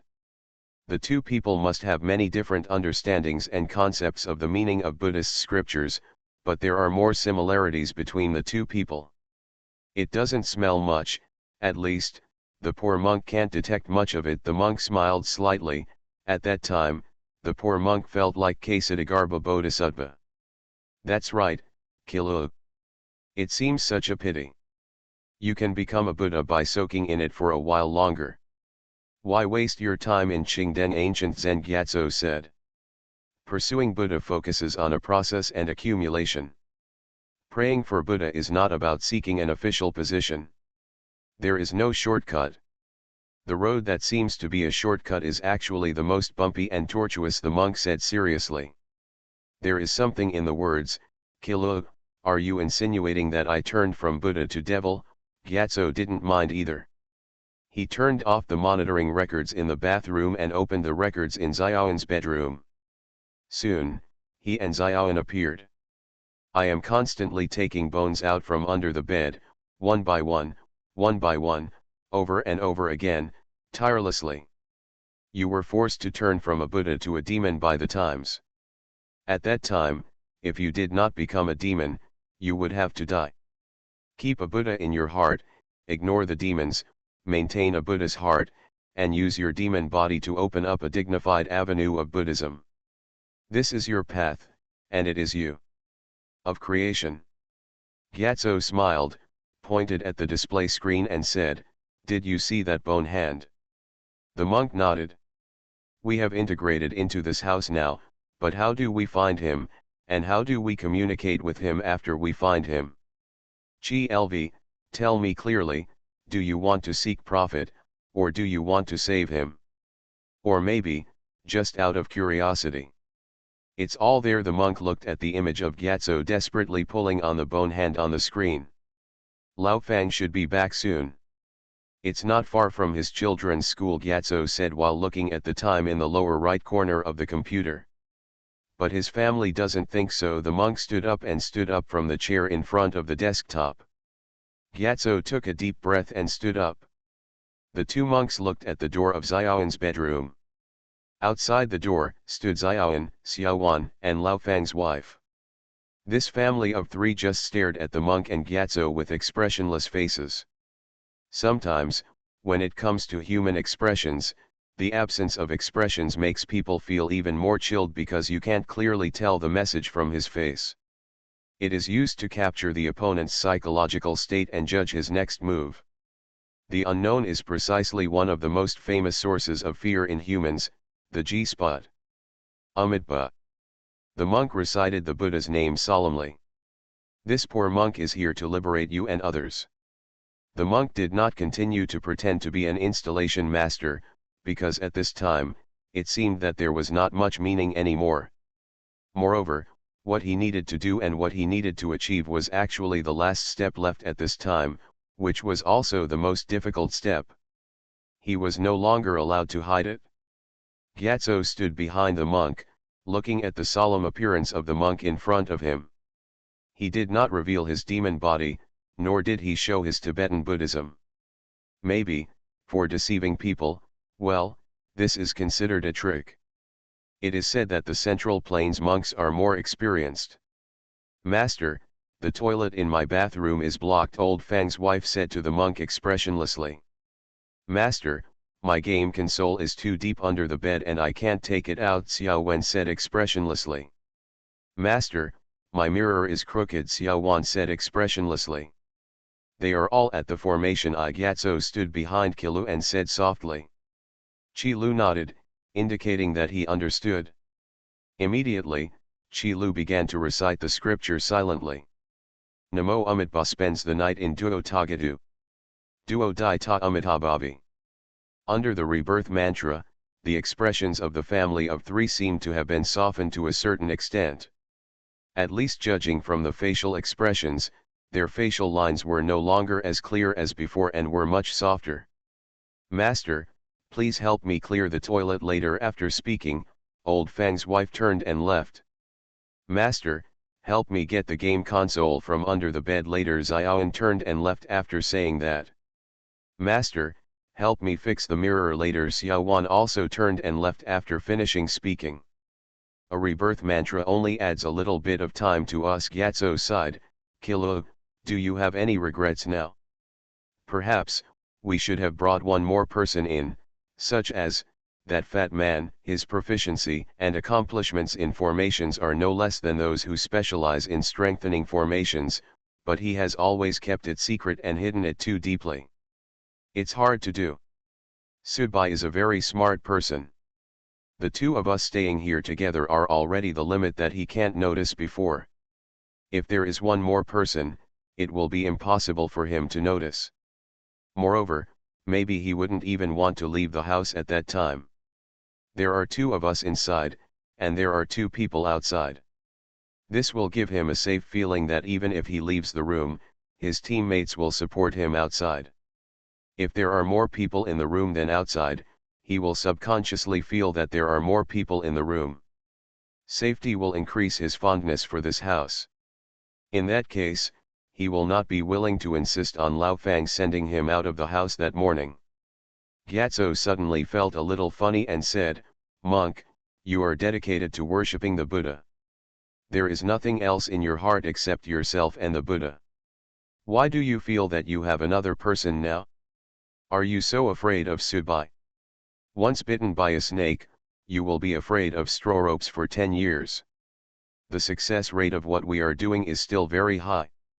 It just requires a little patience and enough tenacity. This is not an unbreakable situation, and we do not have to bear any responsibility. It is impossible to lose too much. Perhaps, in a desperate situation, Subai's presence can have an unexpected effect in breaking the situation, but it is obviously not a desperate situation now. With him here, the poor monk cannot feel at ease. If Subai knew that he actually left his own psychological shadow in the heart of such an eminent monk, would he feel proud? Amitabha, practicing Buddhism is all about cultivating a heart that fears all things. After the monk finished speaking, he looked around. Let's start from here. There is no need to change places. Gyatso nodded, squatted down by the bed very skillfully, and then began to reach in and take out the bones one by one from the bottom of the bed. The monk stood behind Gyatso, silently reciting Amitabha. About half an hour later, when the bones piled up in the room turned into a hill again, Gyatso stopped. He grabbed a bone hand, and then began to wrestle, starting to zombie. In the end, the bone hand slowly he was pulled out from under the bed. After the bone hand, there are arms, a body, and a black head. It seems like a person is being pulled out from under the bed by Gyatso. A feeling of anger began to ripple through the room. Amitabha, this poor monk understands that you still have a mind. The monk is very sure of this. If you have really become a fool who can only express emotions and not know how to communicate, in the past 2 years, you will not be able to survive in the story world, and you will not be able to survive. Even if you are strong, even if you are terrifying, but according to the aesthetics of horror broadcasting, a pure beast is definitely not the type it likes. Moreover, if you lose your mind, How can you understand the main mission and side missions? A sigh came from under the bed.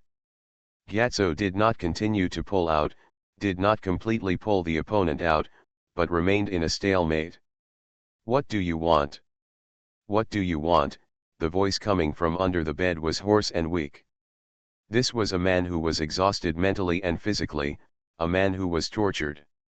Gyatso and the monk looked at each other, ready to talk. After working hard to get to this point, all I want is to start this conversation. What we want is... Before the monk finished speaking, an angry roar suddenly came from under the bed. Arrogant juniors, you took the initiative to disturb my life, and now you actually want to destroy it, destroying the beauty that you have worked so hard to create. Gyatso's complexion suddenly changed, and his body transformed into a demonic body, but he still could not suppress this terrible pressure. At this time, the airflow in Xiaoan's room turned into terrifying winds, sweeping down continuously. The monk looked solemn and spread his hands to block the strong wind. At the same time, an angry look appeared on his face. It's Subai, it must be Subai again, what on earth is he doing outside? Terror Broadcast. Author, Chunji Dixiaolong. Chapter 296. Lao Fang is an audience. And it was at least 2 years ago, and it was more than 2 years ago. 2 years ago, Lao Fang was able to lay out the plan. How old is this audience? It is really powerful that I can face Lao Fang. Fang Shi, I don't feel anything at all. Fatty was a little doubtful. Even when he faced Lychee, even if Lychee didn't show the slightest breath, the crushing feeling from the life level was still very clear. Moreover, Fatty was good at observing words and expressions. This might be considered one of his specialty. Subai shook his head. Lao Fang is the audience, but there is more than one Lao Fang. The real him is the one who emits anger when you open the magic circle. He even makes his own puppet. Fatty asked in shock, why? Xiaolin suddenly said at this time, split personality. Split personality, the fat man frowned, then slowly relaxed. He couldn't bear the blow of his wife and children dying, so he built that house, trapped himself there, and used it as the house. The host even made a puppet of himself, just so that in that house, he could relieve the feeling of being together as a family all the time. Damn, it's so barren and painful. It should be like this. He is immersed in his dream and doesn't want to be disturbed or wake up Subai side, so, when you try to use the magic circle to lure us out, you will definitely treat this building the original structure and operating rules of the house had a certain impact, so he was angry. What a pervert! The fat man suddenly curled his lips and looked at Subai. You're patient. The fat man also meant something, meaning that Lao Fang deceived himself and others and squandered all his family wealth with Subai for the sake of the little guy. Same. However, there is one thing I am not sure about, Xiaolin suddenly said at this time. Lao Fang has to keep entering the story world. Sometimes the time in the story world may be only a short second in the real world, or even it's less than a second, so it probably won't have any impact, but sometimes in the real world it might be a few days, a week, or even a month. So, how did Lao Fang ensure that this house would be the same when he entered the story world? Can the magic circle continue to operate? If he enters the story world, his dream will be broken. When he comes back, will he start over? I don't think this is consistent with the behavioral pattern of a paranoid person. Even if he was in the story world, I don't think he would allow this dream to be interrupted. This is not a problem we need to consider now, Subai said. Fat man, come down and I will sit in the driver's seat. What are you going to do? Although he didn't understand what Subai was going to do, the fat man still cooperated and got out of the car and changed places with Subai. Xiaolin took out his cigarettes and everyone threw one away. If things are really as we theorized, I really sympathize with the real old Fang. He is such a poor man, Fatty said. Is it pitiful? Subai asked back. Don't you think? What's more pitiful is actually these puppets. He just wants to satisfy the obsession in his heart, so he just wants to satisfy his inner needs. Those puppets, those ghosts, those so-called relatives and family members have actually been tortured by him to the point of going crazy. Was it really just an accident that Lao Fang came to see me? The various reactions of his children and wives at home, during normal times and abnormal times, are actually the best experiences of both sides. On the one hand, it is the happy scene of the family that the real Lao Fang wants to see. On the other hand, it is Lao Fang's own puppet who raises a mistress outside and has a child. Lao Fang's daughter is in school and in an internet cafe. Lao Fang's wife is also messing around. Lao Fang's son still does that kind of thing with his mother. What does this mean? It shows that they themselves are almost going crazy from being tortured. They are forced to act and have to act, but this is also a kind of torture. Therefore, not only Lao Fang's own personality is split, but also those puppets, no, those lifelike ones are completely. The guy who thinks of himself as a living person actually has a split personality, Xiaolin continued. They hope to be relieved. They even long for our arrival. They hope that we can help them pull out the old man who is really hidden in this house, pull it out, get it out, and give them a kind of relief. Let them you can rest in peace. If our purpose is simply to deal with Lao Fang, his family will probably become our guide and fight back against him. Subai blew out a smoke ring. That's Lao Fang's van, right? He came back from sending his children to school. The fat man looked at it and said, indeed. Hey, what are you going to do? I miss Gyatso and the monks. I want to say hello to them and let the two monks remember that there are three of us outside the house, worrying and caring about them. After saying that, Subai shifted gears. Stepped on the accelerator directly. You're so bumpy. The fat man sitting in the passenger seat was furious. He was obviously in disbelief at Subai's actions. Xiaolin, who was sitting in the back, was so shocked that he dropped his cigarette butt on the ground. During the previous collision, he could still hold the cigarette butt firmly in his hand, but after seeing who Subai hit, the cigarette butt still fell off. Subai smiled and turned off the fire. Go and see if he's dead. After saying that, Subai got out of the car. The front of the car had been distorted by the impact. Obviously, Subai had indeed stepped on the accelerator, but the side Subai hit was the wasteland next to the small road, so Lao Fang's the van was knocked directly into the wasteland, but it did not roll over. As he approached, Subai came to the driver's door of the van. The fat man rushed over and opened the twisted driver's door, dragged out the old man with blood on his face, and immediately took out a pill from his pocket. The black pill was stuffed into Lao Fang's mouth. Immediately, Lao Fang's breathing began to gradually calm down. The fat man raised his head and breathed a long sigh of relief. Lao Fang was no longer in fear of his life. At this time, the fat man came back to his senses. Subai had seen Lao Fang coming back in a van. It was a deliberate collision, but it was actually a bit measured. Xiaolin stood next to Lao Fang, looked at Lao Fang, then at Subai, then turned to look at the house in the distance, bit his lip, and shook his head, obviously not knowing what to say. Subai knelt down next to Lao Fang. Lao Fang woke up at this time. It seemed that he had a concussion, but he still seemed to recognize Subai. He stretched out his hand and put it on his chest. His eyes seemed a little confused. Muddy, but the voice seems very firm. Kill me. Subai stretched out his hand, squeezed Lao Fang's hand, and smiled. Don't worry, I'm not here to free you. Lao Fang was startled. I just feel that I called them over, but they wanted to eat alone from the beginning. I was a little unhappy, so I just wanted to vent. Subai said it calmly. In fact, this was the true thought in his heart. After figuring out the real reason for this house, Subai also understood the plans of Gyatso and the monk. It is understandable that each of them will make a living based on his own ability, and each will make profits based on his own ability. However, when something happened to me, I thought of informing you to make a fortune together, but you actually set up a trap from the beginning and wanted to live alone. Do you really think that I am a living Lai Fang? After hearing Sudbai's words, the fat man's face stiffened, and he cursed mental illness in his heart, but when he thought about it, it seemed that this guy had this disease to begin with.